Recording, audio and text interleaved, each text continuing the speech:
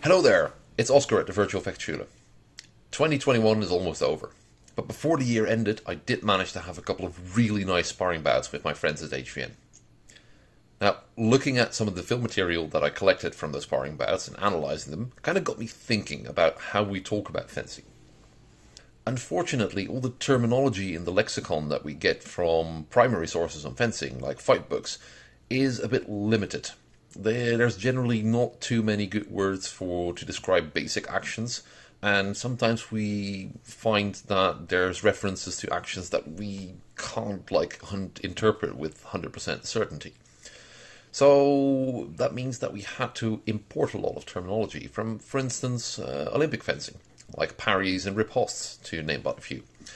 And there's even a lot of people who decided to dispense with the period terminology altogether and rather stick to the kind of lexicon that you get from Olympic fencing. This is just a lot more complete and comprehensive, especially when it comes to basic actions. Now, there's nothing wrong with this approach, and I think it can work really well for HEMA as well.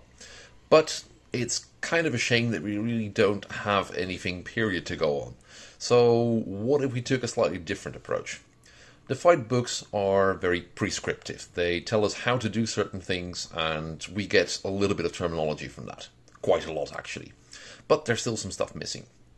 However, what if we try and use what we get from the fight books and then descriptively build our own lexicon?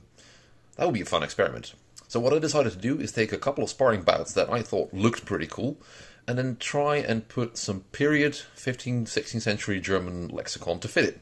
So I tried to describe the actions as I see them, using terminology that I think would fit fight books, trying to fill in the gaps where the actions do not necessarily conform to anything in the fight books, but I try to fill in the gaps in the spirit of the fight books.